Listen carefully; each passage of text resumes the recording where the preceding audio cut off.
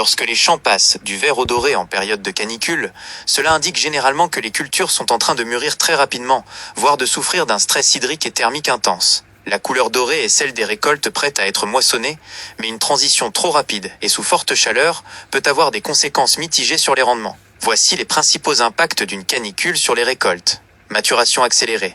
Les fortes chaleurs accélèrent le cycle de développement des plantes. Cela peut être positif si cela permet de devancer des conditions climatiques encore plus défavorables. Mais cela peut aussi entraîner une maturation prématurée et une diminution du temps de remplissage des grains/fruits. Stress hydrique. La canicule s'accompagne souvent d'un manque d'eau, soit par absence de précipitation, soit par évapotranspiration excessive. Ce stress hydrique empêche la plante d'absorber suffisamment de nutriments et d'eau, ce qui peut affecter la qualité et la quantité des récoltes. Impact sur le rendement et la qualité. Céréales, blé, orge.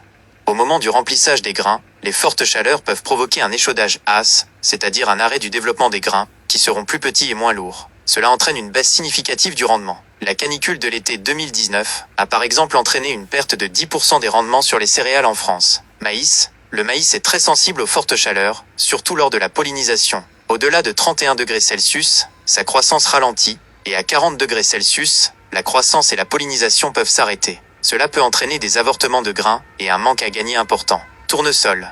Comme le maïs, le tournesol est sensible au stress hydrique et thermique, particulièrement durant les phases de floraison et de remplissage des graines. Vigne.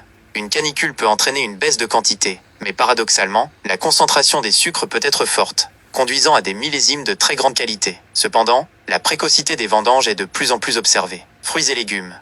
Certains, comme les melons, concombres ou tomates, peuvent atteindre leur maturité plus rapidement, nécessitant une récolte plus rapide. Cependant, la taille et la qualité peuvent être affectées si le stress est trop intense ou prolongé. Augmentation des maladies et ravageurs. Des températures élevées peuvent favoriser le développement de certains parasites et maladies. Pour les récoltes de 2024 en France, les conditions climatiques ont déjà été complexes. Excès d'eau et manque de lumière au printemps. Le printemps 2024 a été marqué par des excès d'eau et un manque de lumière, perturbant la photosynthèse, saturant les sols et favorisant la propagation de maladies. Cela a déjà impacté négativement les semis, parfois reportés jusqu'en janvier pour les céréales à paille, et le développement des cultures, notamment les céréales à paille, qui ont connu des résultats décevants avec une baisse de production de 22% par rapport aux 5 campagnes précédentes. Températures inadaptées, des périodes de froid persistants ont également entravé le développement des céréales. En résumé, le passage rapide du vert au doré dû à une canicule est un signe d'alerte. Bien que certaines cultures puissent s'adapter dans une certaine mesure, ou que la qualité puisse parfois être préservée, comme pour le vin,